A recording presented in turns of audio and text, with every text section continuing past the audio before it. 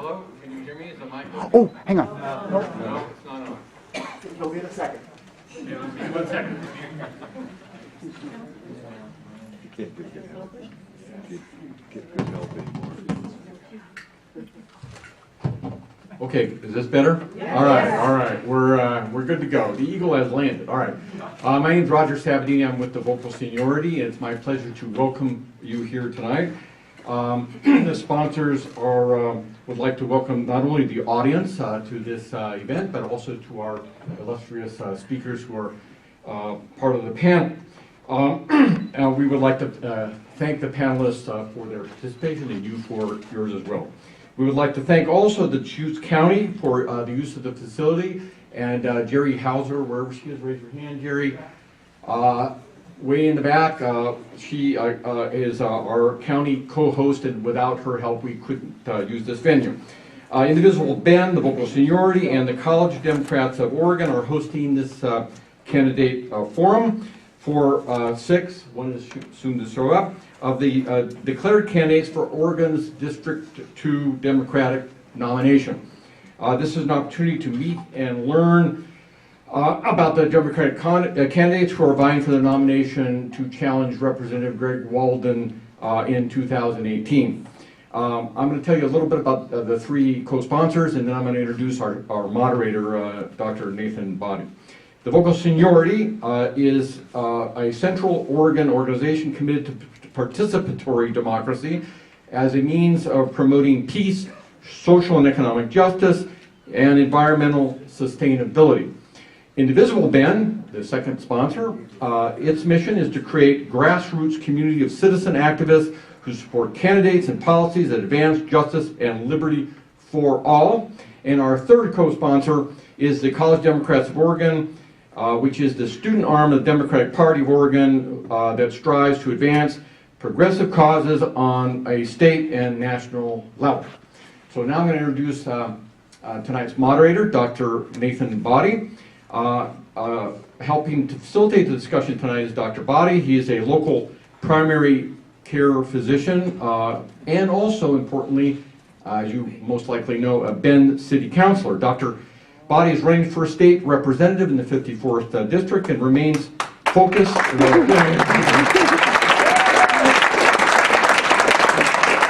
But are we proud that all of these folks here, including our moderator, are stepping up to make participatory democracy here.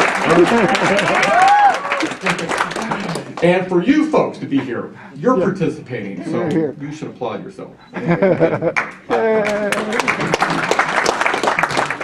Anyway, Dr. Boddie remains focused on housing policy, infrastructure, and natural resource management. Before his medical training, he earned a graduate degree in environmental science and worked as a wilderness EMT and as a river guide. Pretty impressive. In addition to his work on the council, he also serves on advisory committees and boards within the city of Bend, the St. Charles Healthcare System, and regional non-profit organizations. So Dr. Boddie is going to explain the process that we're going to undertake tonight, this evening. And without further delay, please help me welcome Dr. Nathan Boddie.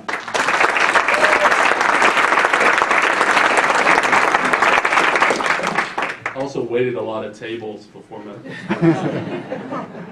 Sounds less glamorous than wilderness EMT. It's an honor to serve all of you on the City of Bend's City Council. It's a pleasure to be here to moderate this discussion. I appreciate the invitation from the sponsors. I want to thank all the candidates for being here. You'll notice that we're down one candidate. He's on his way, so we'll come in hot here. So we have a full host. And I also want to thank, again, the audience here, because I think democracy works best, and participatory democracy, as you just heard, works. Democracy in action, yes, folks. Participation, sport.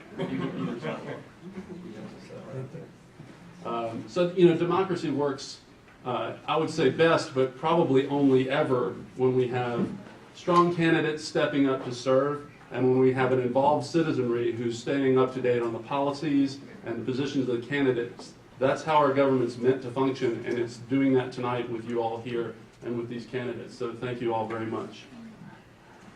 I also want to thank Ms. Jerry Hauser again for being our county host, as well as Deschutes County for providing the space that we're in this evening. So a little bit about the details of how this will take place. First, I want to ask everybody to silence their mobile devices or alarms and ringing things, and also to be courteous to everyone during this event, regardless of how you might feel about the particular policy or thing being said. We like to be tolerant and civil in Bend, as we know. We already heard this is being live streamed. It's also going to be available as a recording offline after the event. In spite of the rousing congratulations to the audience and the candidates, I will ask that we don't applaud or give any other response, positive or negative, to what's being said. There'll be time to chat later and go over some of your responses to things, but we ask for no sort of overt response this evening. Each candidate will have 2 minutes to introduce themselves and give opening remarks, and this will be in a randomly chosen order. I'll then pose a series of 6 questions for discussion. These were compiled based on input from the audience here, and the input and curiosity of all of you. Candidates have not seen these questions in advance. Candidates will each have 2 minutes to respond. The order of candidate response will rotate throughout the questions so that each candidate has the ability to respond in the respective order, but chosen randomly. If anybody would like, I can repeat the question. They'll also be up on the screen for you guys to see, as well as for the audience. In the event that we have extra time, there are a few additional questions that I may ask. It just depends on how the flow goes this evening. And then following those questions, each candidate will have a 90-second opportunity for closing remarks. We have a timekeeper at the front table here. When we have 30 seconds remaining, he's going to hold up the yellow card. And when time has expired, the red card will come up. And I'll ask everyone to please try to hold their remarks to that time restriction, and then I'll stop the comments once we're over time, just so we get through all of these interesting discussion points. Is there also a trapdoor in case? No, but you can just run really fast. I might do it too, depending on how hot things get. So without anything further, our first opening remarks will come from Ross Woodhouse. All right. Who here is ready to give Walden the boot? It's exciting, especially after November 8th. We're really on a move. We are going to take his seat. One of us up here is going to be taking his seat, and I am ecstatic. I can't wait.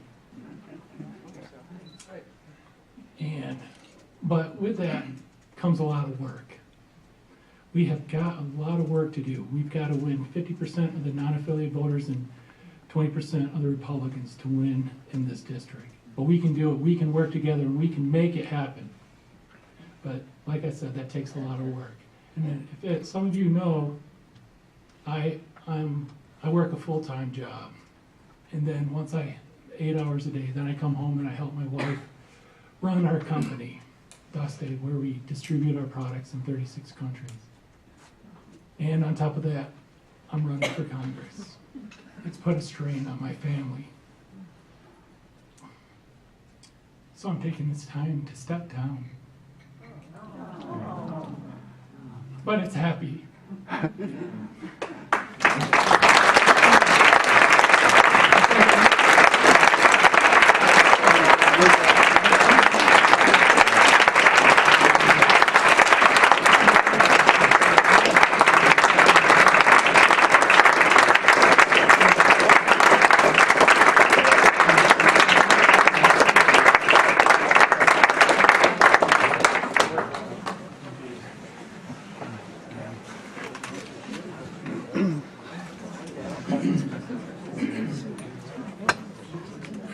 Well, just to interject there, I will say that it is a significant level of service and effort and work that candidates put in and that elected officials put in. So that was very well taken. So second on our list is Jim Curry. I'm Jim Prairie, and I have to echo what Ross just said. I ran in 2016, and I'm running again this time. And I can tell you, it's the 7th largest congressional district in the U.S., and it's a lot of work. And luckily, I'm retired, and I'm able to devote 100% of my time to running. I want to say thank you to Indivisible, the Vocal Seniority, and the College Dems for not only putting this on tonight, but also for all the pressure you put on Walden in the last 10 months. It's never in his 20-plus year, or almost 20-plus years in the Congress has anybody ever held his feet to the fire the way you have. So thank you for doing that. Campaign finance reform is the reason I ran last time, and it's the primary reason I'm running again this time. It drives me crazy how much big money pours into campaigns and the inordinate amount of influence it gives a very small group of people.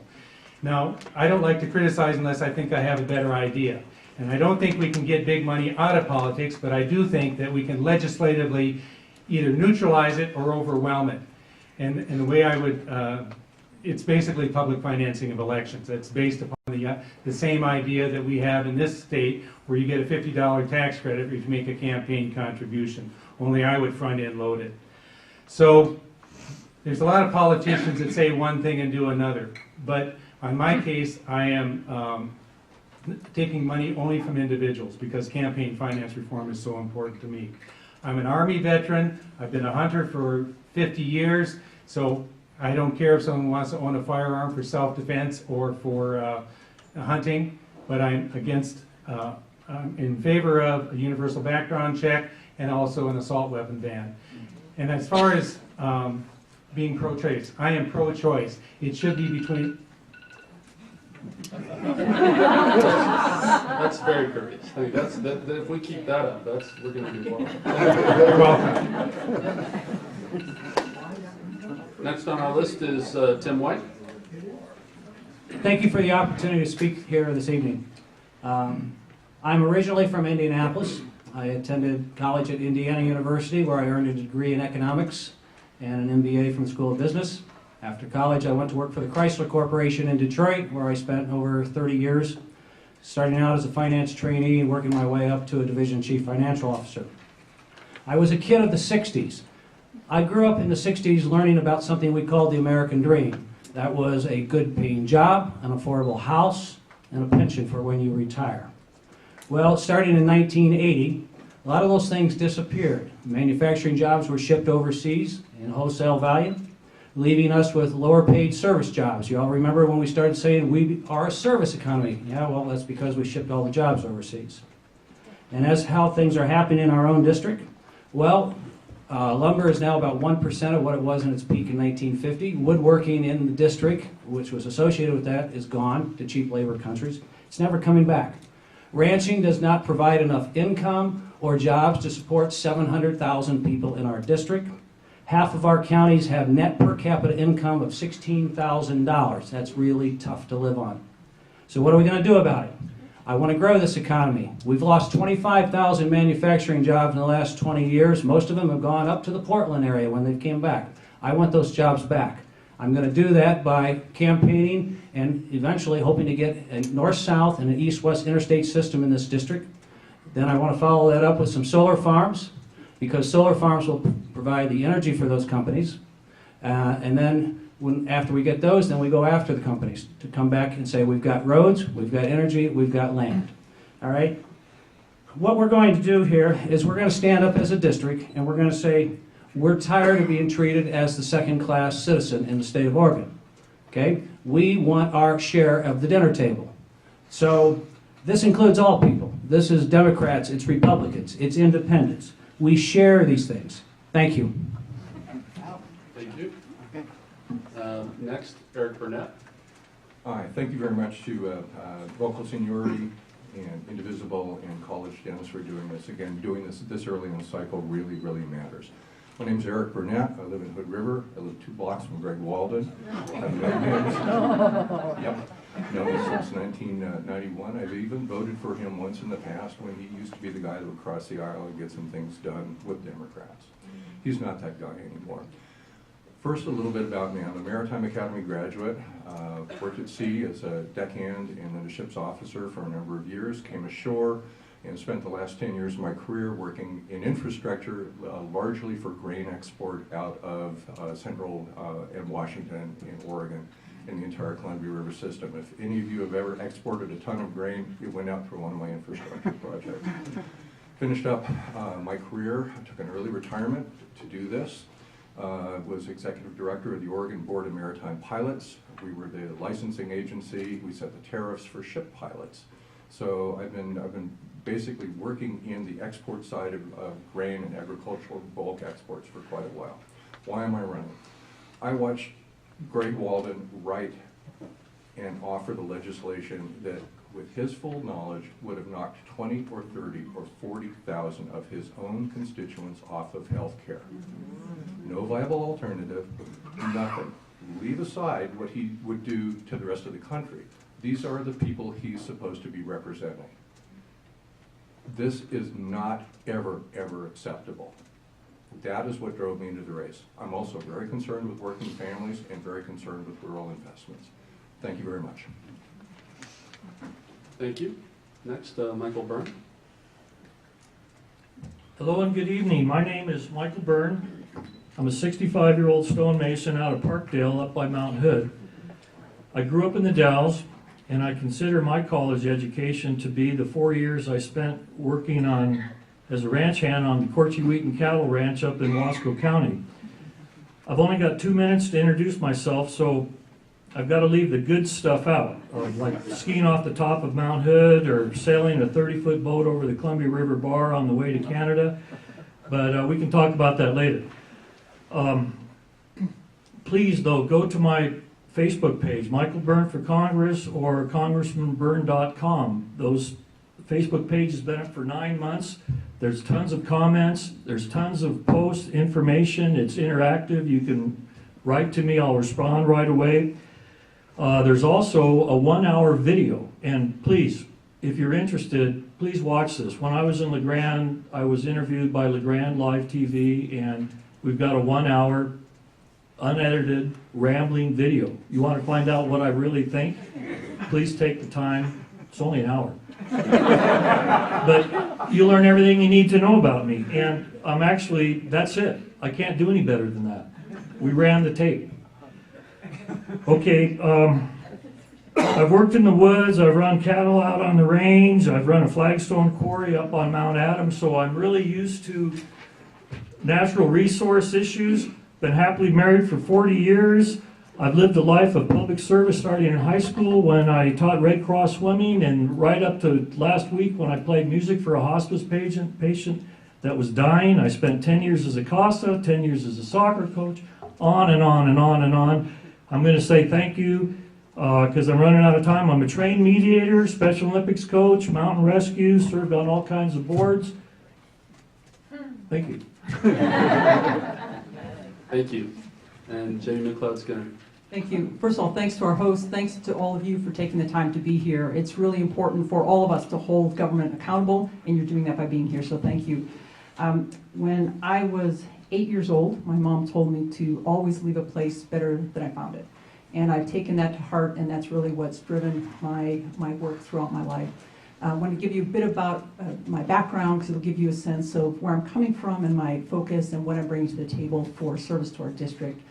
And in our district, we've got healthcare as an issue we have to protect.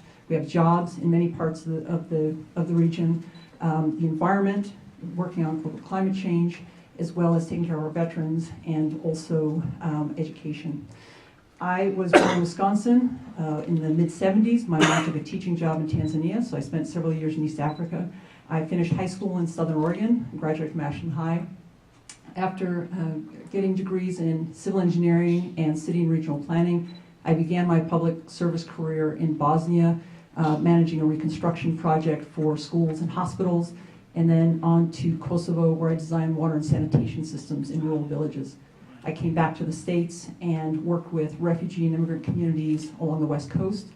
Then went into the public sector, worked as a city planner in Silicon Valley for several years, and then as an environmental planner for a regional water agency that served 2 million folks in urban and rural areas similar to our region. And we have a very diverse region, and that background I think is key throughout the district. I served on a city council for 8 years, served on numerous regional boards and commissions, actually similar to our moderator. Went back, after I termed out of office, went back to school, got a law degree from the University of Oregon, and focused on natural resource law and water law. I worked in Portland for the Army Corps of Engineers and in Klamath Falls on the water case, and then as a city administrator in Southern Oregon. Thank you. That completes our opening remarks. I want to, just because I've got a prompt that some folks are having trouble hearing in the back, you can lean forward closer to the mic when you respond, or the old city council trick, just move the mic closer to you. That works too. So with that in mind, we'll move to our first question. Please keep in mind that these are in random order and have not been shared with the candidates. Our first question will be first responded by Tim White. What is your view of how healthcare should ultimately be managed in the United States, and how would you approach that in Congress? Well, to start with, what I've been saying for some time is the healthcare crisis in our country is based on cost. We are $10,000 per person, $3 trillion a year. That is 2.5 times the rest of the developed world. Japan, with a $4,000 per person, is the #1 in life expectancy. We're 31st. We're not doing very well. So what we need to do is focus on the cost. Yes, I'm for encouraging the single payer, and I would like to see Medicare expanded because I know companies start pushing people out around 55. I think that is a good Band-Aid. But the real solution that we have to drive is to get our costs down around $4,000 or $5,000 per person, regardless of who's paying for it, the government or us. It's not sustainable at $10,000 a person. We have to go after pharmaceuticals, which account for over 20% of that. Hospitalization is 32%, and a big chunk of that is also the pills. I was just told the other day, the pharmaceuticals always say, well, we spend so much money on research and development. They actually spend more money on marketing today than they do on research and development. Okay? There was a time we didn't have television ads for Humira and what have you. So what I would do in Congress, I would say, you know that deal we cut in Part D where we couldn't go after the pharmaceutical pricing? I'm like Trump. I'm going to rescind that. I'm going to get a bill in there that says we're going to go after pharmaceuticals. I'm from Detroit. People used to come to Detroit so they could go across the river to Windsor, Ontario, because if they could get a doctor to write a script over there, they could get the same pill over there for about 20 cents on the dollar what they were paying in the United States. Same pill, same manufacturer. Developed worlds control this cost, or developed countries control it. Why isn't the United States controlling it? This is a right we have. I'm not saying they shouldn't be profitable. Yes, they should be. But we need to rein in the cost because it's simply not sustainable going into the future at $10,000 a person. All right. Next, Jamie McLeod Skinner, same question. Thanks. So in Congress, you set policy and then you bring the smart people into the room to figure out how to get it done. So it's building up the partnerships, working on both sides across the aisle with all your colleagues and trying to get a majority consensus opinion around providing health care for all, making sure we cover mental and physical health care, making sure we provide a variety of options for folks, and then also that it is both financially and physically accessible. The shifting the costs is really key. We have too much now invested in, too much money flowing through our insurance industry, and with all due respect for those who make their money that way, that is a huge cost that we're bearing. Also, having pharmaceuticals in is helping to drive the opioid crisis, and so we need to manage those resources well and manage that now financial incentive to get people addicted to drugs. It doesn't make sense. So I believe through a base tax line, we can be providing health care for all, that the government would be bringing in the resources to provide the financing, so it's across the board, similar to Medicare. But there are problems with Medicare as currently designed, so it would need to be a modified system. and then allowing private providers to step in and provide a range of services. We also have to look at a variety of services that are provided for folks. We have things that are considered more non-traditional, but it's part of the our healthcare system. We need to look at wellness. We need to look at caring for people. So they kind of a model that the HMOs use where they look at maintaining wellness in people so people don't get sick. But we have a huge issue in our rural communities because a lot of folks don't have physical access and also are engaged in some jobs, farming and ranching. Those are more dangerous jobs and physically dangerous, and we need to make sure that folks in our rural communities are provided with the health care they need as well. Thank you. Michael Byrne? First of all, we're looking at this whole thing backwards. Why do we have the system we have? It's like if you were to design a system starting from scratch, how did we possibly get the one we have? When I'm elected, the first thing I'm going to do in Congress is co-sponsor House Resolution 676 and get the ball rolling. At least, as Jamie said, let's get some smart people in the room to talk about it. The models are already out there. Whether you look at Japan or you look at Germany, which is a mix of private and public health systems, it's insane. We all know that. And if you've ever been in the system, in other words, have you ever been a patient? Have you ever had a child that needed services? You'll know how crazy it is. The biggest problem we're going to have in making this transition is dealing with the employer plans that are already in place because they insure most of the people in this country. Somehow we've got to work a transition. It's going to be painful. It's going to take 10 years, but it has to be done. In 10 years, we're going to see our system a lot leaner, and it means that it's already happening. Physician's assistants and nurse practitioners are doing most of the family practice. That's who you see when you finally get into the doctor. And then you maybe get to see a specialist. So things are going to change. It's going to take hard work. We've got to do it. I mean, I don't think anyone up here on this panel is going to say, I'm not going to support this because this is absolutely crucial. Thank you. Thank you. Jim Craig? This is an easy one for me because I'm for Medicare for all. I'm with Bernie on this one. It's the only thing that makes sense to me. We're spending about 18% of our GDP on health care, and you look at all the other industrialized democracies in the world, and they all have some form of single payer. We don't have to reinvent any wheels. We can learn from other countries. Medicare, and I talk to a lot of people that are over 65 and older, it's a well-liked program. It's a successful program. It works well. Well, if it works for people that are 65 and older, I bet it will work for people that are 64 and younger.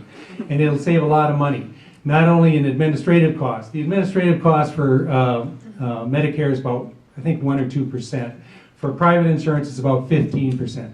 Then you add profit, then you add executive compensation, then you add advertising. And is there any wonder why access is the word that Republicans use for health care instead of having health care? They just want you to have access. Well, I want you to have health care. I want to have preventive things because if you prevent an illness, you don't have to treat it, and you save a whole lot of money. And that's just another way to save money. We could have it should be a right. It should not be a privilege in this country to have health insurance. And so, for me, I'm with Bernie, Medicare for all. Thanks. Thank you. Eric Burnett? Thank you very much.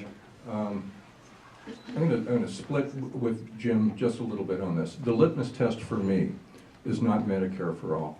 It's health care for all. Any discussion that we have has to start with that. We can't leave anybody out. Nobody else does in the developed world. We need to figure this out. We can do this. That's where the discussion has to start. As happy as I was to see ACA or Obamacare come in, it was really health insurance reform. And yes, it did bring some people under coverage who weren't there before. Good. What we need to do is now say everybody else gets it. And that has to be the starting point. Now, is it going to be Medicare? In all likelihood, I think probably so. I mean, I don't see any other better mechanism out there. But I do think that the discussion has to be unequivocally, everybody has health care. Done. One thing I would also do here is this. we have seen situations where, you know, somebody goes off to Afghanistan on a third tour, they get their foot blown up. Of course they get medical care from the VA. Somebody goes off to Afghanistan, they get their psyche blown up. We can call it PTSD. They don't get an honorable discharge because of that. They get a less than honorable discharge. Sorry, that's a combat injury. That we should start to cover right now. I think that needs to be done as well. If you put your hand up to swear into the armed forces, you get VA medical coverage, period. Thank you. Our next question involves gun control. According to The Guardian, with less than 5% of the world's population, the United States is home to roughly 35 to 50% of the world's civilian-owned guns. What would be your strategy to reduce gun violence in America in a way that would be acceptable to all voters in Congressional District 2? First respondent, Eric Burnett. I got the easy one.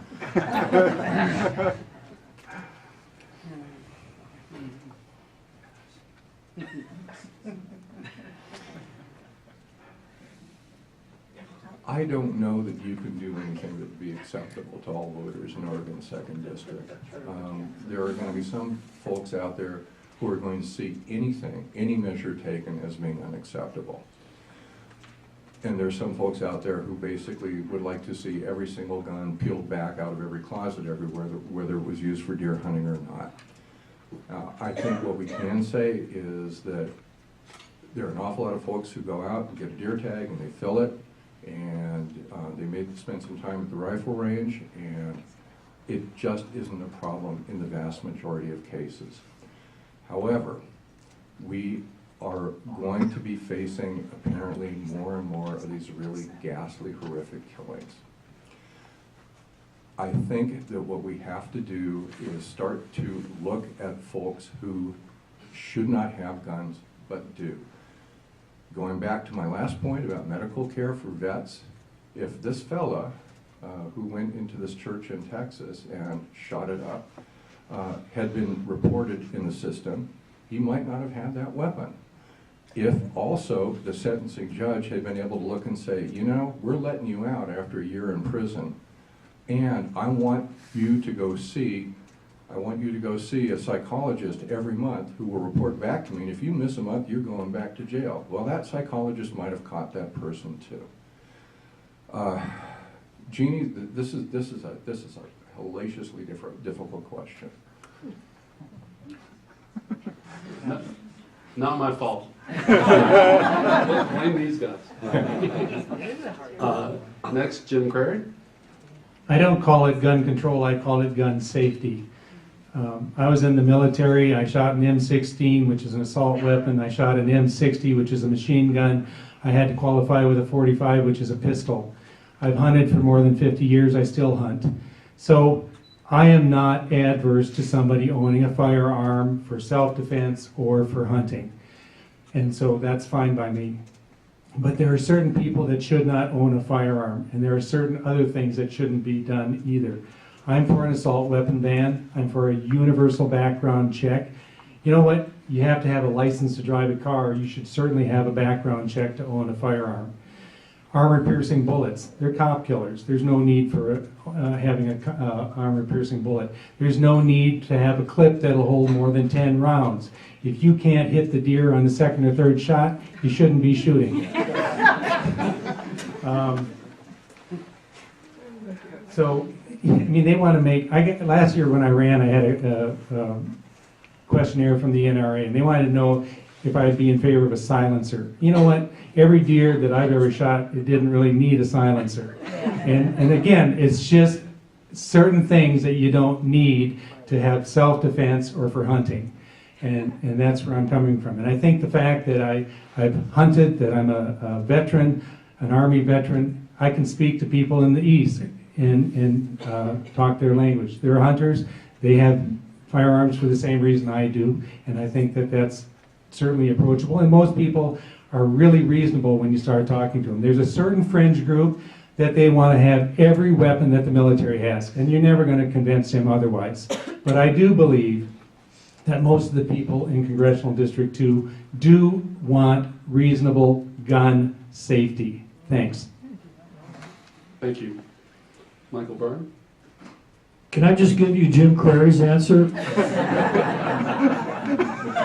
So, as a candidate for Congress out of District 2, I was not going to touch this question. Everybody has a deer rifle, and everybody hunts. We don't have mass shootings. We haven't had one yet. But so I've been running away from this question. You know, this and immigration, that's another question. That's a really hard one in this district. Okay, so when we were in the Dalles last week, a good friend of mine came up and she said, Mike, you got to talk about gun violence. I go, oh man, I know I do have to talk about gun violence. So what are we going to do? There's no way out. Are we going to buy all these weapons back like they did in Australia? Okay, so what I told Connie was, okay, Connie, we've got to have, first of all, no assault weapons. These AR-15s, the semi-automatics, these whatever they call them, bump stocks, you can just pull the trigger and spray bullets. There's no skill there. The NRA, when I was a kid, they used to run hunter safety programs. That was part of growing up. You would be so proud because you'd go with your dad to these hunter safety programs and you'd learn how to load your 30-06. You learn how to clean your shotgun. You learn how to shoot it. A friend of mine, I'm from the Dalles, right? They have bumper stickers in the Dalles that say, gun control, that's hitting your target. You know, it's like, just do it correctly. So the other thing I want to talk about is what we've got going on here in Congress. One of the first things Greg Walden did was they made it possible, if you're a person who's incompetent, who can't manage their own money through Social Security, they just pulled that restriction off that you can go ahead and own guns, weapons. So we don't have any friends in Congress. Elect any one of us, and we'll take care of this problem. I do want to encourage, I know it's tempting to interact and applaud and also respond to questions, but please consider them rhetorical. We don't want to have too much of the back and forth. Tim White? I hunted when I was a kid. I discovered I wasn't any good with it. And then I had a friend of mine took a 16-gauge shotgun and pulled the trigger with the barrel about 3 inches from my ear. That was the last time I ever went to the field with a gun in my hand. Okay, I don't eat the meat. I don't have any reason to kill it. I would never stand in the way of somebody exercising their right to hunt in this country, even though only 6% of the people nationwide, on average, do hunt. The bottom line, folks, is it's not so much about rights, it's about a $14 billion a year industry, okay? The NRA consists of 5 million members. That's out of 300 million people. You ever see the movie, the Wag the Dog, or Wag the Tail, whatever the hell it was? Why does 5 million people get to set policy for the other 295 million people? It's time. Do you think these 5 million people come up with the lobbying amounts of money that the NRA has every year? No, it's the gun manufacturers. And I actually, at one time, a group called Cerberus bought Chrysler, the same people that owned Remington, so I got to meet a few of these people. So, you know, you can't come out and campaign on guns. I treat guns the same way that I treat abortion and illegal immigration. Those are 3 issues that the other side uses to keep us divided. They're easy things to keep us divided. I'm focusing on those things that unite us. So my position on guns, yes, you want to go shoot, that's your right as an American. I've never stand in the way. As far as automatic weapons are concerned, I would personally take away the bullets from everyone. You can keep your AR-15, you just can't have the bullets. By the way, if you're following, this is going to the Connecticut Supreme Court in the next week. They are going to take the manufacturers back to court and challenge them on the basis that you've marketed these guns to young white kids. So what's the problem that we're trying to solve? We're trying to stop mass shootings, right? So let's look at that straight on. There are, I would argue, mental health issues associated with all shootings. So let's have that conversation. when we're talking about access to and restrictions to guns, let's make sure we're bringing the gun owners into the discussion, because otherwise we're setting up the same old loggers versus spotted owl environmentalist argument, and it's two sides fighting against each other while someone else is profiting. I agree, the NRA, it used to be about gun safety, and I think this does come down to a gun safety question. NRA used to be about gun safety, now it's about selling guns. That's what they're designed to do. So every time there's a mass shooting, they fire up people and get people worried about the government taking away their guns. So let's talk about if we have healthcare for all and have the mental health services, and we're helping folks, including our vets, transition back to civilian life, we're helping to address and identify areas of risk. That's key.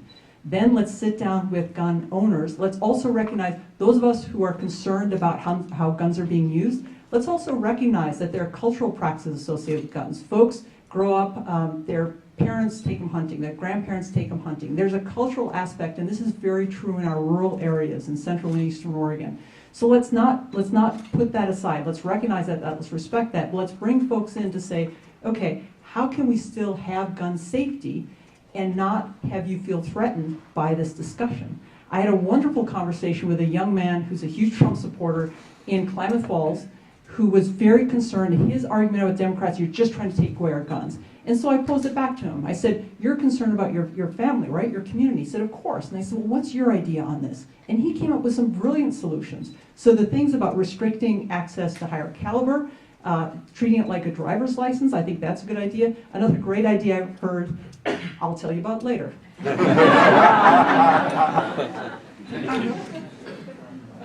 And moving on, our next question is about immigration. Recent executive orders have conflated immigration policy with fears of terrorism. How would you both characterize and address these two real issues? First responding is Michael Byrne.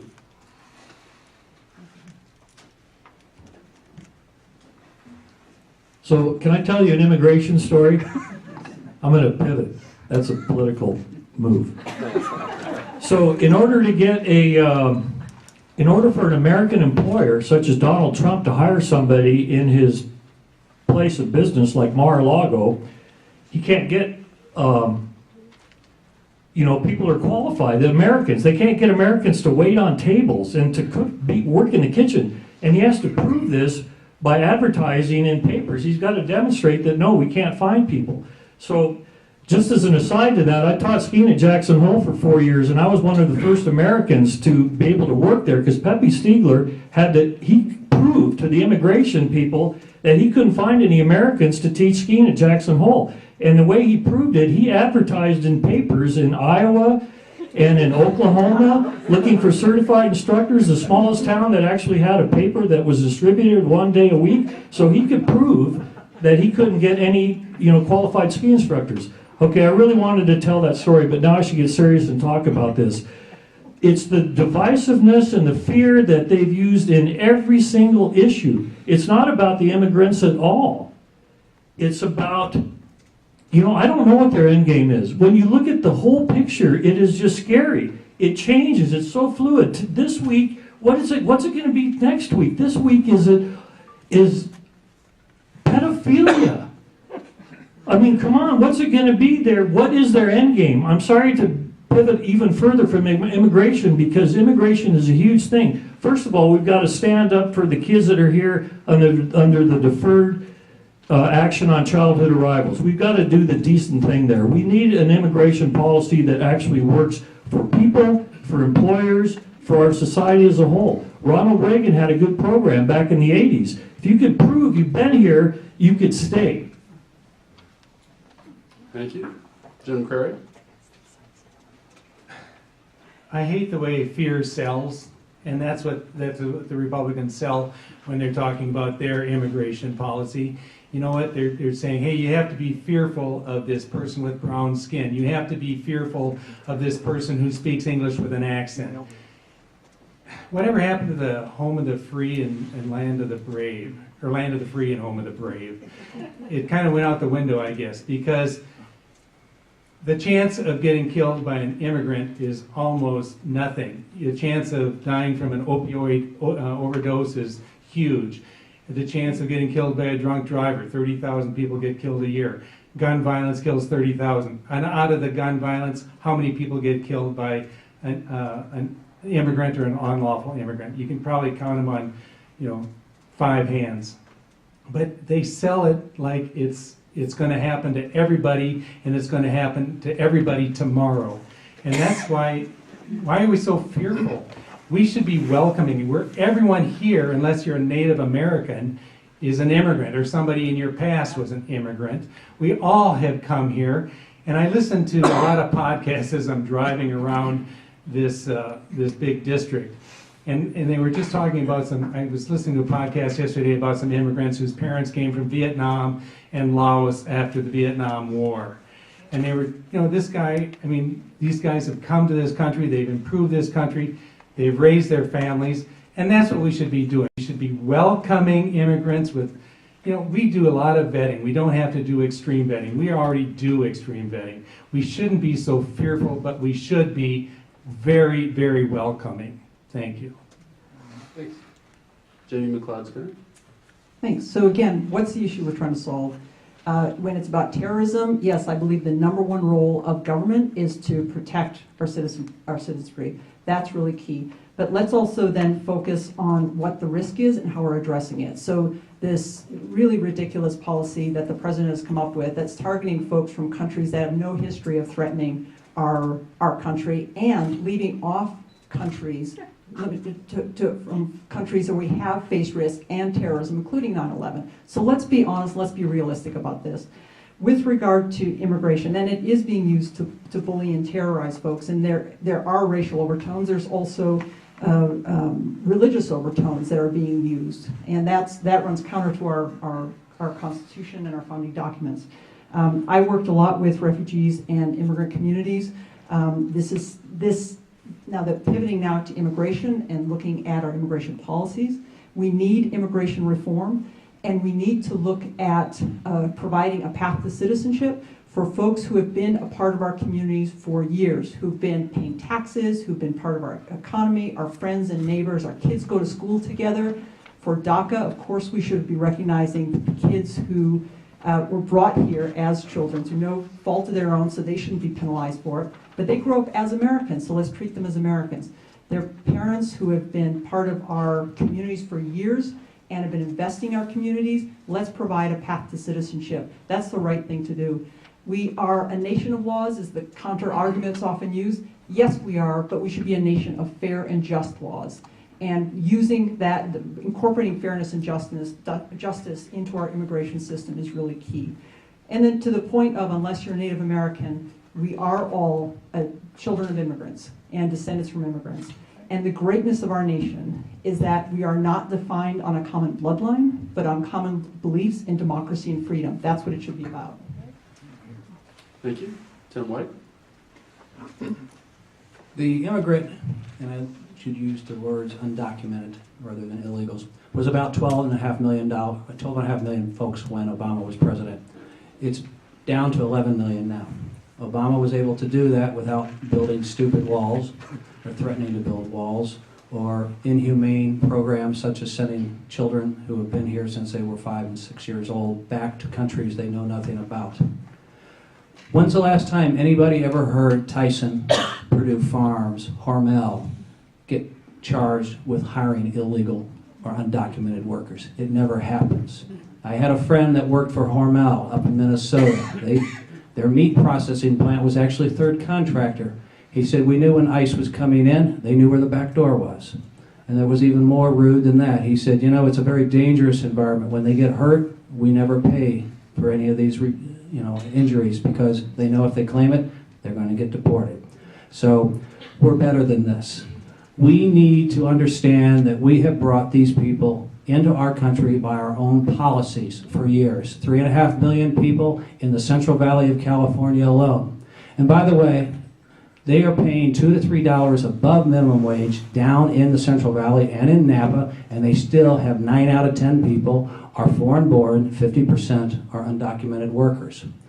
Okay, our policies, wink wink, brought these people to this country, and now that our economy has struggled, we needed somebody to blame for that economy. So again, we chose to pick 11 million people out of 300 million people and say, it's their fault.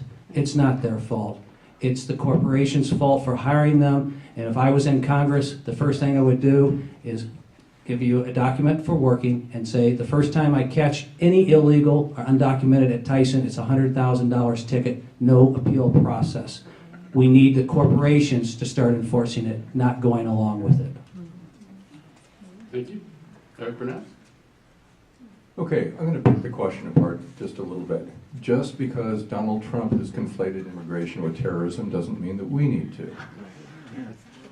Let me start with terrorism. Terrorism domestically ends up being a policing issue. This is really what it is. And even to the point of catching Osama bin Laden, it was just really good police work, followed by a really effective SWAT team. Okay? That's really what works with terrorism. It's just good policing. Local level, national level, that's really the issue. In terms of immigration, we need to also start to be honest with ourselves. This is our workforce. I know this because the orchards that are a short bike ride away from my home, Greg Walden's too, incidentally, have a heck of a hard time finding folks to pick apples, pears, and cherries. We like to eat, most of us do.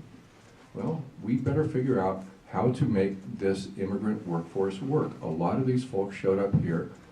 UN would look at them and say, well, they're probably economic refugees in the first place. We need to think this one through. We need these people here. If they are here and they've been law-abiding citizens for a long time, then let's take a look and say, okay, fair enough. You've paid taxes, you've been here a long time, you may be undocumented, but you know what? Seems like you want to be here as a citizen, let's figure out a way to do it. I think it's just that simple. Thank you. Moving into climate policy. Now that we're the only nation in the world that has not signed on to the Paris Climate Accord, what would you do legislatively to address this problem? And the first respondent is Eric Burnett. Great, thank you. Well, again, to the question, to the last line of the question, what would you do legislatively to address the problem? With the current legislature, there's not a darn thing we can do. However, the good news here is that we can start to work on climate from an economic standpoint. The remarkable thing is that renewable energy has come down so incredibly much in price. It is either at or below the cost of other energy sources. This is something that we can do now. This is the economy outrunning political policy to our benefit. Now, we can talk about climate and carbon and all the rest of that, but I'm perfectly happy to. However, if we can talk about economics, so much the better. That's where I would start. Thanks. Michael Byrne? Well, Eric's exactly right. We don't need the government to get involved because they're not involved. And guess what? The climate has changed. That's a done deal. What's going to happen is the market's going to solve the problem. It already is. How many of you have driven by the solar farm that's going in just north of here? I mean, you all do. This is your town. Solar pays. What doesn't pay is burning fossil fuels. When we talk about climate change, it all boils down to one thing: the incomplete combustion of fossil fuels. The fine particulate that traps the gases here in the planet and reflects the sunlight, both. So we have alternate heating and cooling. It's complicated, but it can be fixed if we just quit burning fossil fuels. So number one, the thing that we would have to do is eliminate all subsidies in Congress for the extraction of fossil fuels, and then because they're taking away the subsidies for renewables, so let them compete on an even playing field, and it's going to happen. It can happen soon enough, but it is happening. Volvos aren't going to even make gasoline cars in 2 years. Did you know that? I mean, the market is moving ahead. It's just unbelievable what's going on in Congress with the EPA and bring coal back, clean coal. I mean, it's just, you feel the same way I do. I just don't know whether to laugh or cry. Mitigation does pay. That's what we have to do legislatively, and it's talking about, okay, seawalls. It's talking about things that Trump and Scott Pruitt I mean, I've only got 30 seconds here, and now I'm starting to get really ramped up because this really bothers me. I got grandkids. So we've got to, we've got to get Greg Walden out of there. He's in charge of the Energy and Commerce Committee. All this comes through his committee. Number one thing we got to do is get Walden out. Everything else will proceed apace. Thank you. Jim Craig? I worked for BP, the oil and gas company, for 17 years. And last March, I went and testified in Salem in front of a joint Senate-House committee. And here's what I said after I told them I'd worked for BP for 17 years. I said, I absolutely believe that climate change is real. I absolutely believe that climate change is man-made. My biggest fear is that we're not going to keep the temperature rise under 2 degrees Celsius. They were debating a cap and trade bill. And I said, I don't care if you do a cap and trade or a carbon tax, but you have to do one of them. We do not have the luxury of fiddling while Rome and the rest of the world is literally burning. What I would do, and I disagree, I think the government does need to get involved. And I think the government needs to do like a moonshot type program. When I was in high school, or actually before high school, and Kennedy said, we're going to go to the moon by the end of this decade. And we did. You know what, why can't we do the same thing? Why don't we say we're going to be all electric vehicles and renewable energy by the end of the decade? We could do it. We could do it if we would just have the political will. My dream would be to see everybody driving an electric vehicle that's been charged with renewable energy. You know what? Everyone doesn't like pipelines. They don't like the Dakota Access Pipeline. They don't want Jordan Cove. They don't like the oil trains running up and down the gorge. But until we get off the fossil fuels, all those things are going to be happening. The best way to beat the fossil fuel companies is to make it uneconomical. So let's go and do a moonshot, all-electric, renewable energy program. Thanks. Thank you. Tim White? Well, 10 states have currently passed cap and trade. Oregon wants to be the 11th state. 350 Deschutes, went to an event there last week. We have a bill, it's called the Clean Energy Jobs Bill, they're trying to get through the legislature for 2018. If the federal government's not going to step in, then we need to do what we can to encourage the states to do it independently. As long as we have people like David and Charles Koch, whose entire $82 billion fortune is mostly tied up in coal and gas, they're not going quietly into the night. This is not a fight that we're going to win easily, but it's a fight that we have to continually take on. What we have to do within the federal government is start letting people like the scientists at NOAA, the scientists at the Jet Propulsion Laboratory, who are currently being muffled. They're being told they can't even publish or publicly discuss their findings anymore. This is all under the Trump administration with his lead henchman, Greg Walden, helping. We need to stop this. We hire these people to help us understand what the problems are, and then we allow an administration to come into Washington and put gags on these folks. That's just wrong, and we need to somehow change that. I do believe that electric will be the future at some point. It's not new. I worked on an electric minivan back in 1983, okay? Problem that we had back then is the same problem we have now. Batteries don't last, they're heavy, they have to be replaced. I think there's some kid out there who's probably the next Mark Zuckerberg who's going to solve the battery technology and become the next Mark Zuckerberg multi-billionaire. We need to encourage this kind of research, because once we figure out the battery technology, then we'll combine that with the solar technology that I'm campaigning on, and we really got something. Thank you. Jamie McLeod-Scott. Thanks, and this is another example of failed leadership from Greg Walden and also from our president. And we should, on this issue, those of us who have gray hair should be apologizing to kids and the youth for what we're turning over to them. It's shameful. I have some experience in this when I served on the Santa Clara City Council. We had a publicly owned utility, power utility, and we had, there in California, there was the focus on, there was legislation in place.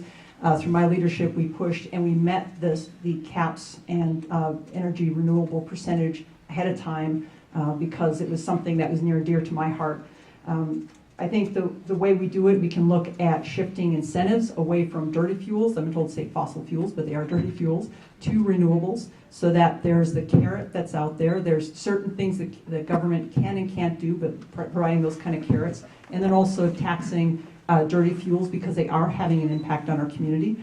I think cap and trade is controversial in some areas, but I think it's an important transition because it sets a policy goal of a maximum amount of pollution that's going out, and then allows us to ratchet that down as our technology catches up with us.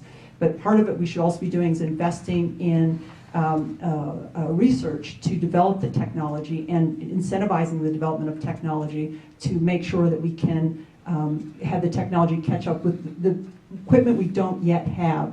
So it's not just about electricity and electrical vehicles, because you can still be generating electricity through dirty fuels. So it's really about identifying clean fuels and bringing that to the table.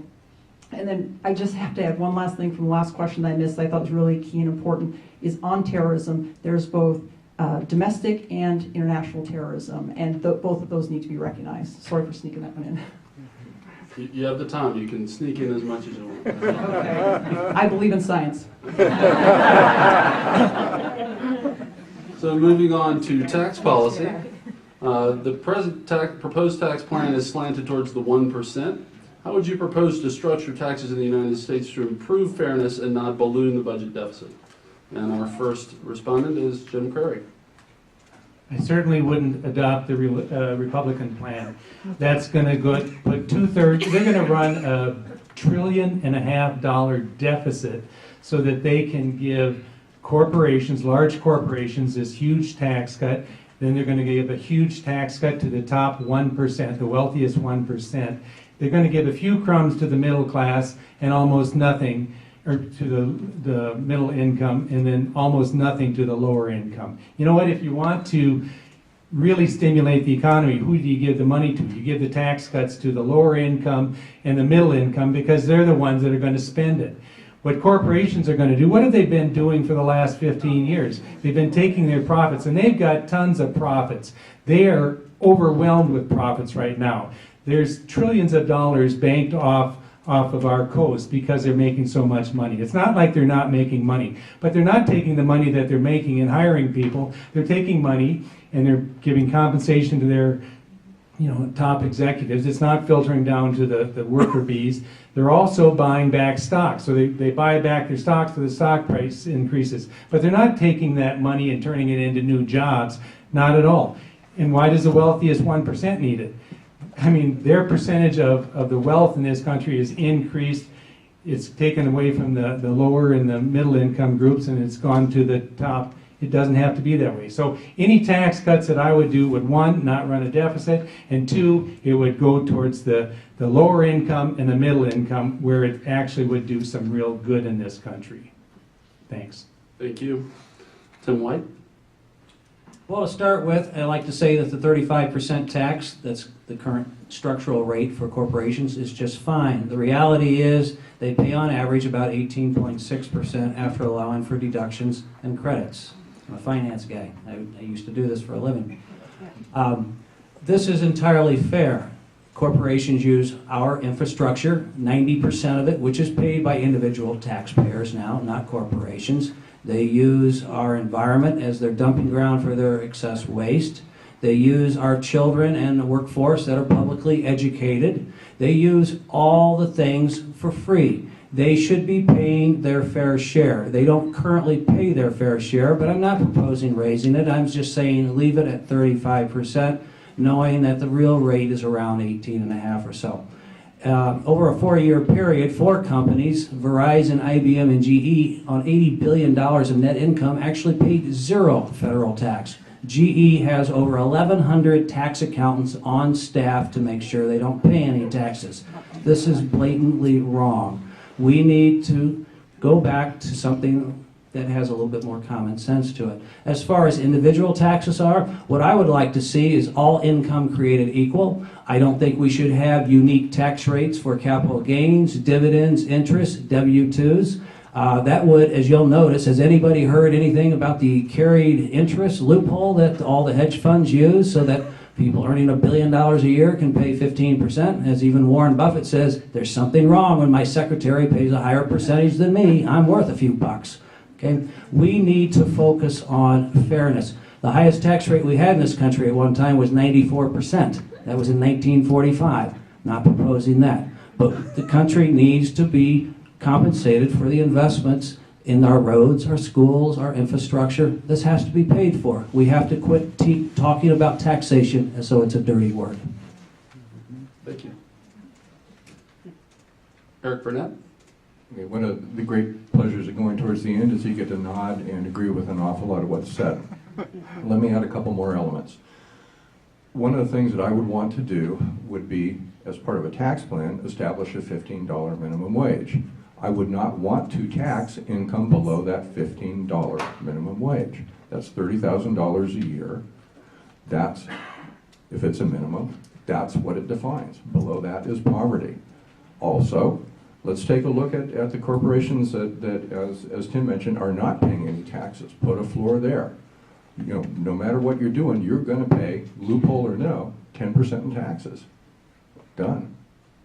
And you know, and if we're going to index minimum wage to a poverty level and set taxation that way, well, let's really make this fair. If we want to lift the bottom up a little bit, I think that's how we do it, and it is part of the tax code. Thank you. Jamie McLeod-Smith? Thank you. And this, when I think of the deficit, I also think of an apology to the next generation. We need to let them make decisions with their money, make the decisions they want to make with their money, and not set them up with a deficit so they're paying for decisions we're making now. And that's a key part of it. But taxes are not bad things. They're how we pay for our infrastructure. That's how government provides the basic resources that business thrive from and families use, from our roads to healthcare to other things that we need for our basic infrastructure in our communities. The key thing is the fair share. And Tim made a lot of really great comments. Removing the loopholes and the deductions is what will help it to bring in the taxes we need to pay to have corporations paying their fair share, because the loopholes that they're getting now is really outrageous. And that fairness piece is very nicely captured in the current tax proposal plan by a congresswoman from Washington. There's a video on Facebook. Check that out. She asked some great questions about the tax plan and essentially says, will my constituents be will be taxed on this, and will corporations be? And inevitably, the individuals, her constituents, yes, the corporations, no. And she runs down a wonderful list. So check that out, because she covers some key areas. I think we need to be providing tax. There are some incentives, through our tax code, we should be incentivizing some things, like helping and encouraging access to higher education. And so there are some things where for families we should be providing some deductions on. The other structure we should include for our rural communities, especially businesses that are dependent on weather, and this is important for our family farms, is I think they should have a 2-year rolling tax system in place for them, because then if they have a really hard weather year, they're not driven out of business. We have a lot of small farms that are driven out of business by one bad year. They should have the flexibility in the tax code to have that buffer. Bigger businesses, bigger ag can withstand that time, a bad year. Thank you. And Michael Byrne? I'm a self-employed mason contractor. I have a hard time paying my taxes. As a sole proprietor, I pay 15% right off the top self-employment taxes, and then on top of that I pay, depending on how much I actually make, 15%, 20% or more on top of that. And I have to tell you, it's tough, but also I have some control over my tax liability in that the cost of goods sold is how it turns out in my tax forms. And everybody has this option if you're in business for yourself. It's like, if I spend money, I'm not going to get taxed on it because I'm taxed on my net profit, not my gross profit. So all this money that these corporations are sitting on, trillions of dollars, what are they going to do with this money? Why don't they pay their employers more money? Why don't they buy more equipment, which is going to stimulate the economy in Detroit? Right, Tim? Why don't they send people to school for training? Then they don't have this big tax liability. They put Well, listen, what it comes down to is who cares about our country? It seems to me that this is an international oligarchy that isn't really patriotic at all. They don't care about us. Talk about fair play. I think that's what we've all heard. That's what we all want to see is fair play. Who read any of the Paradise Papers? Are you familiar with that? No? I mean, look it up. It's like the richest people in the world. It's unbelievable how they shelter their money. They don't care about us.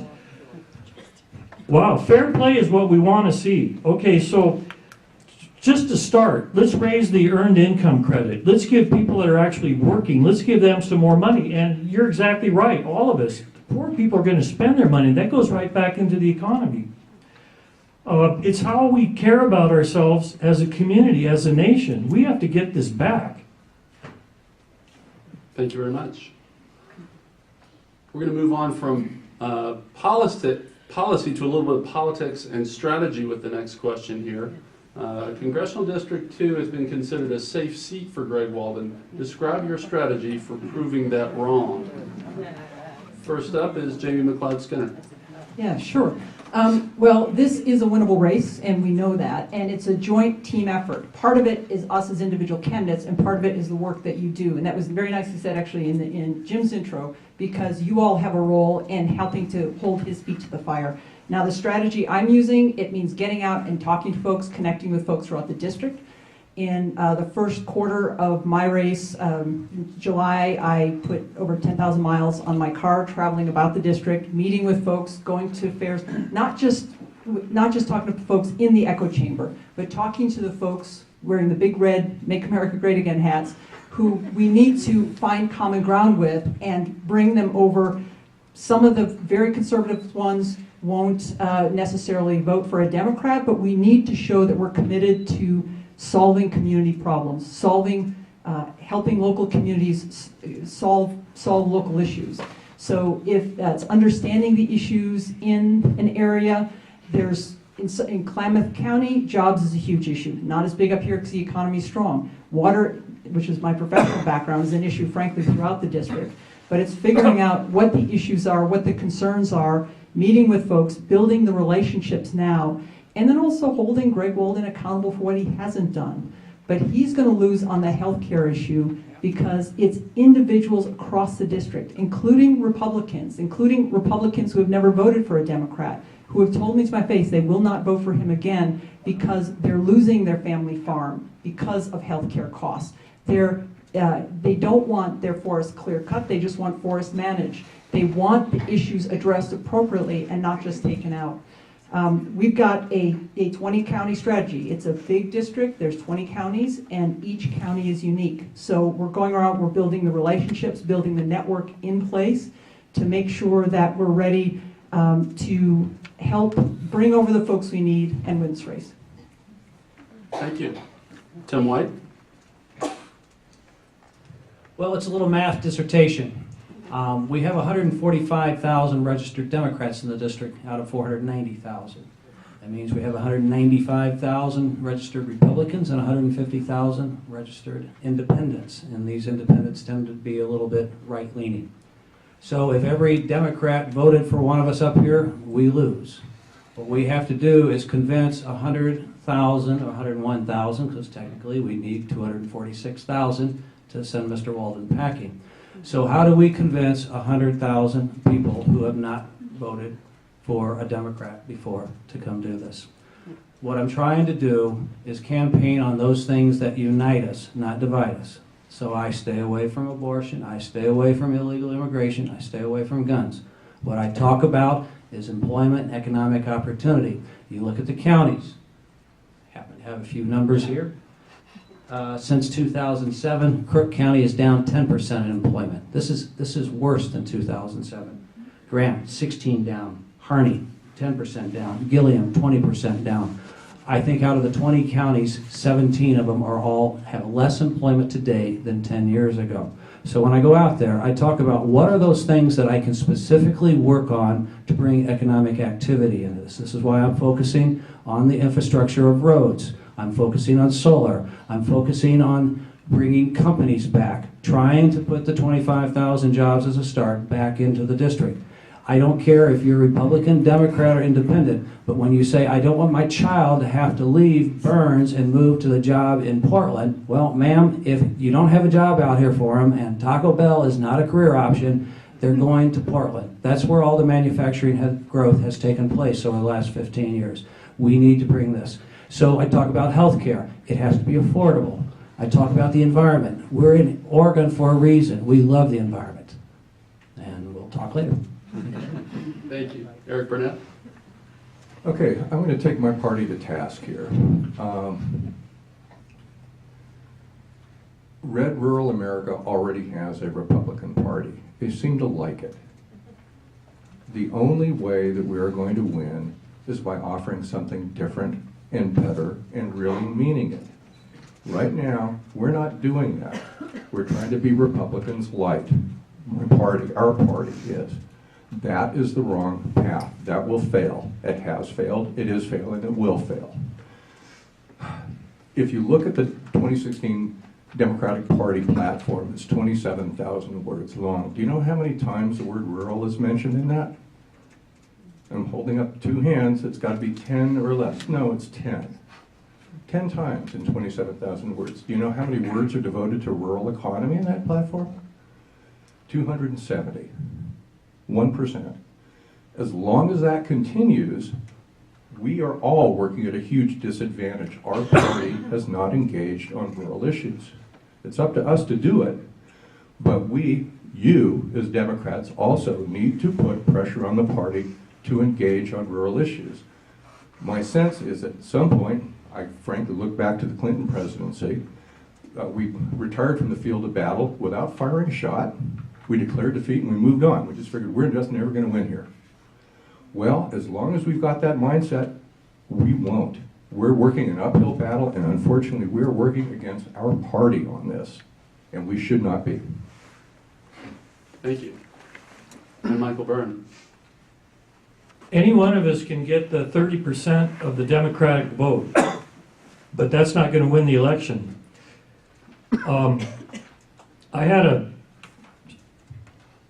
Well, here's another story. I went to the Oregon Building Trades Council last week looking for an endorsement. Actually, I was looking for some money. They'd already endorsed Greg Walden. The Oregon Building Trades Council. The reason they endorsed Greg Walden is because he's all about the pipelines. I'm going, you guys, what about the future? We have these great apprenticeship programs. We could be training these people in solar. We could be ahead of this. We could be... And they said, no, you've got a snowball's chance in hell. Okay, well, thank you very much. You can still donate to my campaign. You know, in my own union, the bricklayers. Okay, so the only way we're going to get this, I'm a working class guy. I'm only here because I'm representing the working class. Those are the people that we've got to get to come over and vote for us. I'll get all the Democrats because I'm a good progressive Democrat. I'm a PCP up in Hood River County. I'm out there doing my, my cards, meeting my 35 neighbors and neighborhood leadership program. Are you all involved? Raise your hands, please. It's such a fabulous program. We've got to do that, number one. Okay, so I'm the working class champion, and the working class is big on our public schools, public lands. And healthcare means, how do we take care of our seniors? How do we provide drug treatment for... Does anybody realize there's a drug problem in District 2? You know what pays for it? It all comes back to healthcare, which means, Greg Walden, we can win this race on healthcare, but we've got to communicate it to the working class on the issues that matter to them. Thank you. Jim Curry? When I ran in 2016, I had 28% of the vote, and he had 72%. So I think he's feeling pretty doggone smug. But you know what? Let's look at what happened just, not last Tuesday, but the Tuesday before in Virginia, in New Jersey, and in Maine. In Virginia, they were looking at a close gubernatorial race, and the Democrat blew him out of the water. And he did it by getting young people to vote and suburban women to vote. For the people that had voted Republican in the past were voting now for the Democrat because they're so sick and tired of the 10 months or 11 months that we've had Trump. And so I'm reaching out to people that traditionally are underrepresented as voters, young people. In Virginia, I think it was like 69% of the young people went for the Democrats. So we're going to get the young people. Let's reach out to Latinos. That's another unrepresented group. If we can get those people to vote that normally don't vote, we can also go to moderate non-affiliated voters and moderate Democrat or moderate Republicans. There's a lot of people that are, I guess you would have called them moderate Republicans in the past, and in the party that they have today, they don't have a place. And so they're looking for some other place, and let's afford them that other place to look to and go to. It's an uphill battle. I don't have rose-colored glasses on up here, but it's a definitely doable, winnable, race. And here's the thing.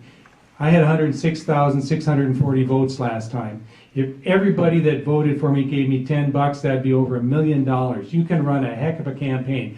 I'm not going to go dollar for dollar with Greg Walden. He's going to outspend and outraise who, it's not going to happen. But if everybody just kicked in $10, and in this state we've got that $50 tax credit, you're not even using your own money. You're giving the state of Oregon's money.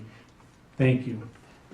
Thank you very much. And with your indulgence, because this is going so well and everyone's being so polite with their time, and then with the audience indulgence, I'm going to add one additional question for the same format. Let's see if I can find it here. You might get a verbal on this one. Here, this is a good question. How would you bridge the divide in Congressional District 2 between those who believe all federal lands should remain under federal management and those who believe that some of them should be privatized? And for this, we're going to return to the order of the first question, but again, randomly chosen. Tim White. Well, you go out to Malheur, and about 70% of the land is owned by the federal government. I think there's one of the reasons the federal government takes over the land is that the state simply doesn't have the funds to maintain the land the way it needs to be maintained. So I think that needs to continue. There's always this argument out here in our district. I mean, it's a very large ranching population out there. They want access to the public lands. I think they should have access to the public lands. But with that said, I think, as we all know, we had the issue out at Malheur Refuge a couple of years ago. They don't think they should pay anything for that. Well, they should have to pay for the access to that land. They're using it. The BLM has to maintain it. Then we need to make sure somebody's out there doing the job. I think one of the arguments I'm going to run into as I'm running around trying to propose building 2 interstates is, well, you're going to use our land. Well, yes, this is true. And I think we're going to have to come up with the idea of, well, what's the best way to do this? Bring in the EPA to make sure we're not running over lands that we shouldn't be running over. So the government has a lot of knowledgeable people that have to help us do this. Should the lands go back to the states?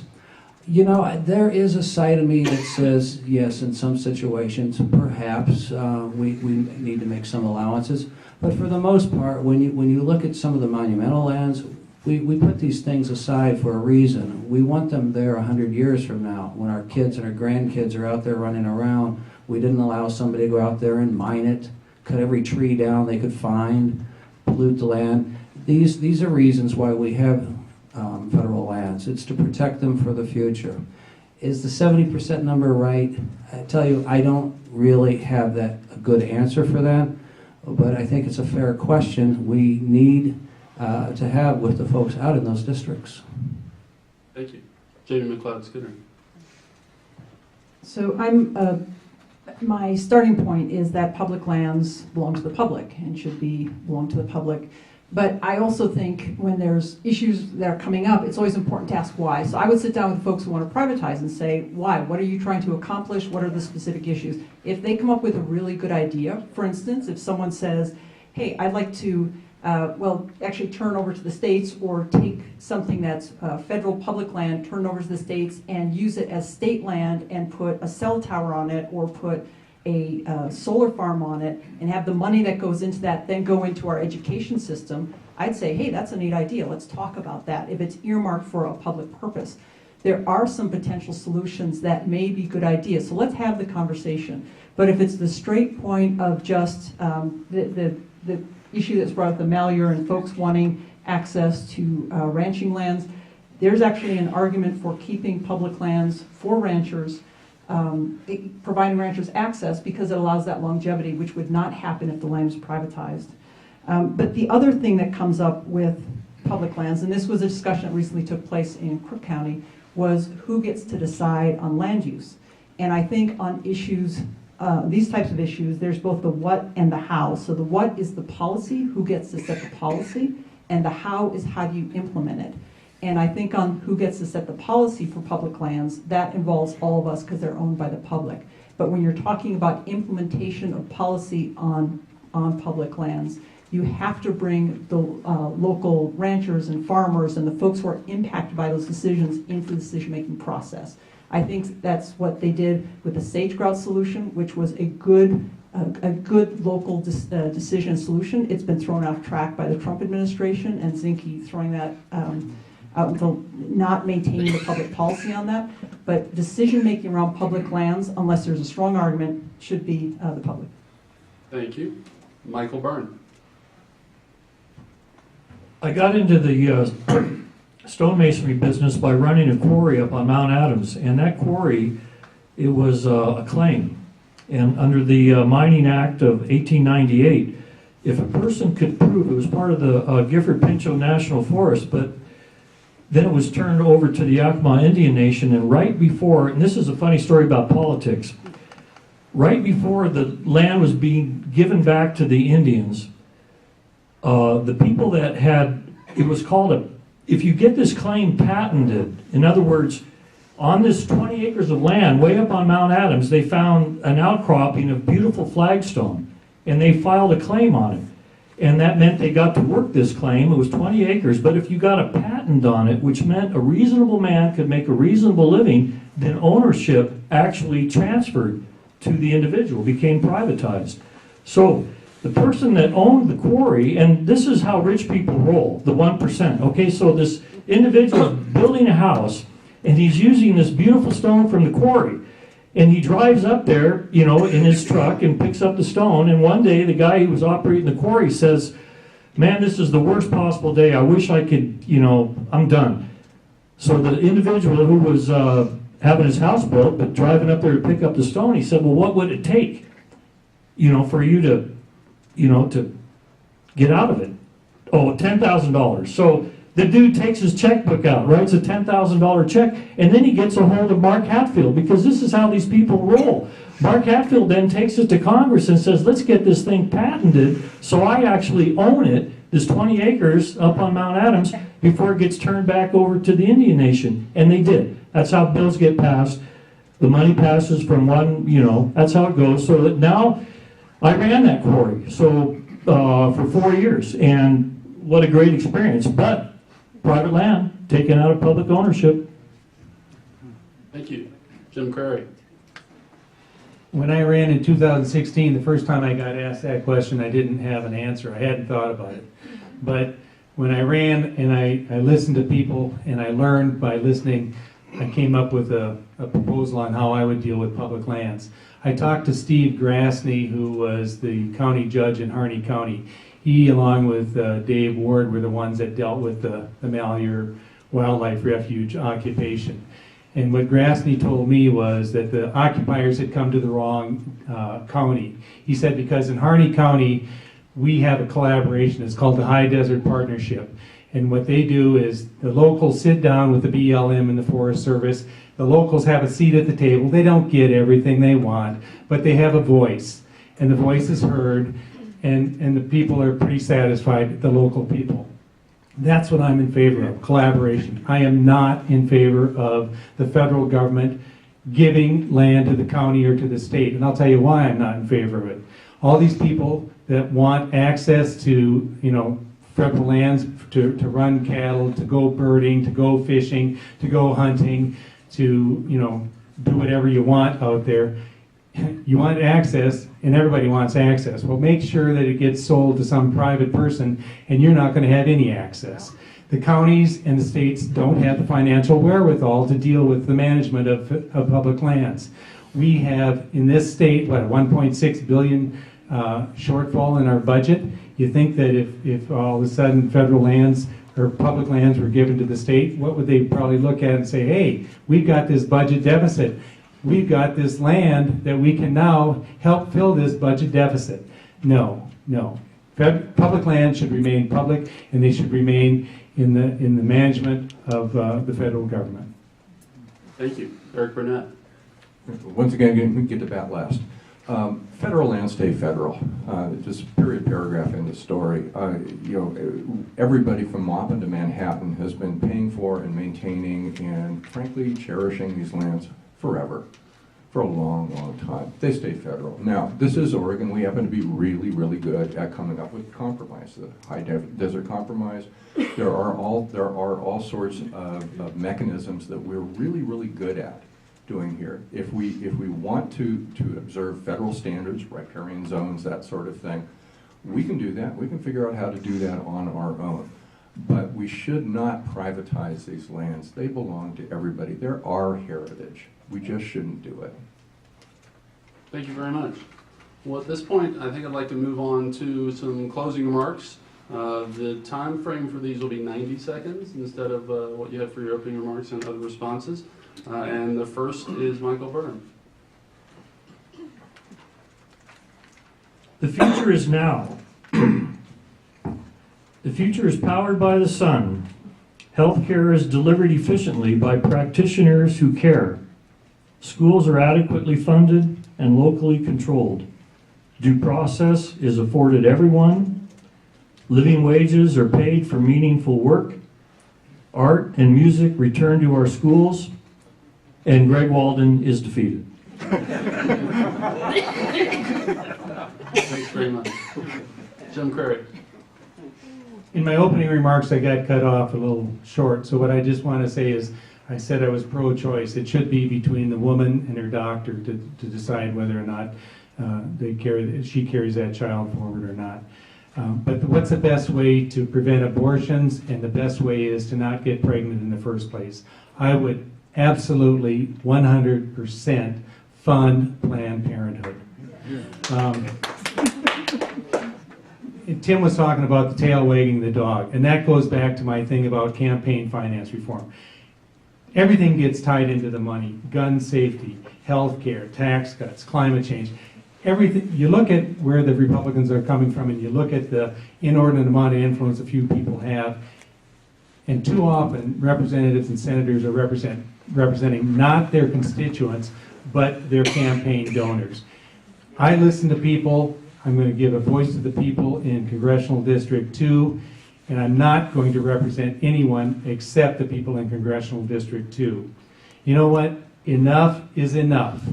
It's time to repeal and replace Greg Walden, and I would really appreciate your support in doing that. Thanks. Thank you. Tim White. You know, the primary issue that I have, not just in this campaign, but for a long time, has been the accumulation of wealth by a small number of people in this country. 10% of the people now own 76% of the wealth of this country. It's not something our founding fathers ever envisioned. They came from, mostly from Europe, where class distinction had been prevalent for a long time. I think we need to say it's not fair that 27 million people get to own 76%, and the rest of us, 270, whatever the exact number is, we get the scraps thrown from the dinner table.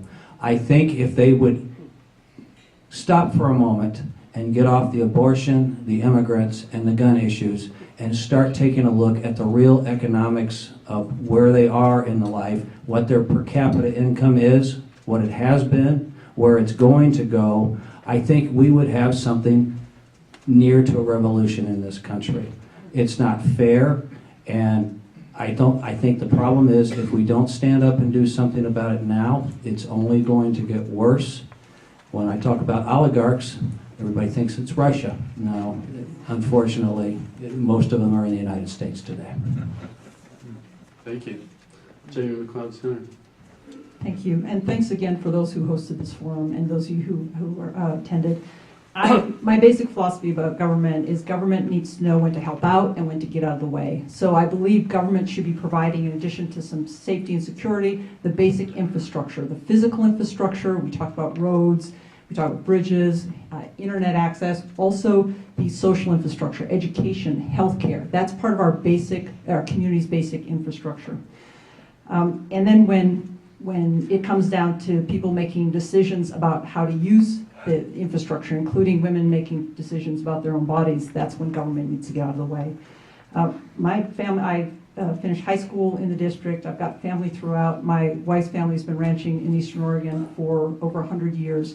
I think it's important to really see the bridge in our entire district. We've got an urban and rural district. We've got different issues throughout the district. And a great speech that Bill Clinton once gave, he said, there's not us and them, there's only us. And if we have that philosophy and we look beyond political affiliation, party affiliation, we let go of some of the baggage of last year, which we have to do to win this race. And if we really focus on solving community problems, we can move forward and we can be successful. When I was talking to folks across the district this summer, from hardcore Republicans to hardcore Democrats, people want to come together to solve community problems. My role as your representative would be to help local government solve those problems. Thank you. Thank you. And Eric Burnett. Okay, thank you very much. Let me just say a couple of quick things here. The fact that we're all in this room right now is really important. We're all paying attention, we're all engaged, and the fact that there are so many of us up here running is really a good thing. This is nothing but good. And I think you've sort of seen a level of civility between us and friendship and respect that should mean something. It's important, it matters. That said, I would very much like to have the job of replacing Greg Walden. I believe I would do a heck of a good job at it. But I also know that we all of you out there, the support I think we need, all of us up here, is you're going to have to turn to the Democratic Party and say, hey, take this race seriously. We can win this. Don't let the Democratic Party be a day late and a dollar short, as they have been. That's a real problem for all of us up here, regardless of who wins. Pay attention on this one. This one's going to matter. For my part, I'm also looking for the endorsement from the Working Families Party. I want every bit of help that I can get. I want the unions behind me. But get the Democratic Party to pay attention and say, no, Oregon 2 can be won, but you've got to engage early and in a real and substantive manner. Thank you very much. Thank you. And I'll repeal our audience participation rules and ask for a round for our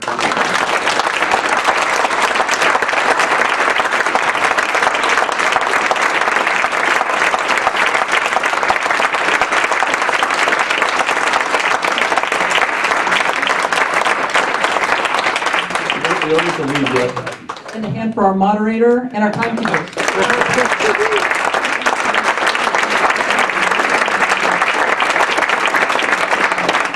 My job was decidedly easier than these candidates' job. I think they did an outstanding presentation of their views. I want to thank our sponsors and Jerry Hauser again for hosting us.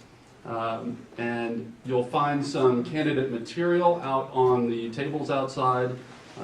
We've got our toe firmly dipped in both the federal level and the local level here represented at the front of the room. And I want to dip my toe in the state level as well. There's a table outside for Measure 101, just as there have been moves to change people's access to health care and coverage at the federal level legislatively. At the state level in Oregon, there is a ballot measure 101, which would do severe damage to how we fund our access for those who can least afford it on their own. We desperately need a yes on Measure 101, so please take a look at the petitions and the materials out there. And with that, I'll ask Nancy to come up and bid us all good night. Hi, my name is Nancy Beaver, and I'm a co-founder of Indivisible Bend. First, I want to thank you, everybody, for attending tonight's forum. This is great. What a great turnout we had, so thank you. And I also want to thank Nathan for being our moderator and taking the time out. Thank you. And to all of our candidates for coming out tonight. And Jerry Hauser, who is all the way in the back, she is our, thank you so much for staying late and letting us have access to this awesome venue. So I'm here also to just remind you of some upcoming events that we have with Indivisible and the local seniority. There's our Resist Tuesday. It's every Tuesday tomorrow at the, every Tuesday from 11:30 to 12:30. We're out there on the Peace Corner this last couple of weeks, and tomorrow will be about the tax scam. And on, and then we're also holding a, there'll be a workshop or like an informational seminar on Monday, November 27th on this healthcare, this Yes on 101. This measure is really, really important, and it will hit your ballots or hit your mailboxes. I think end of December, and the election is on January 23rd. I think it's the only thing on the ballot, so please open those ballots and send them in. Yes on 101 is what we're supporting. And then there's a save the date for the local seniority on January 11th. It's a 1-year anniversary of last year's meet and greet. Oh. And so put it in your calendar. We'll get the details out to you shortly. And one final announcement is that we have, there'll be a post-event survey or post-forum survey, so we'd like to know how you felt about the forum and also your thoughts on the candidates, and we are going to be consolidating that information and sharing it with our groups and with the candidates so you get some feedback. That'll be sent out electronically. And yes, that will be sent out electronically tomorrow morning. Sometime in the next no later than 24 tomorrow hours. morning. And thank you, local seniority, for being such an awesome partner and pulling this stuff together. And let's give the candidates all a huge round of applause.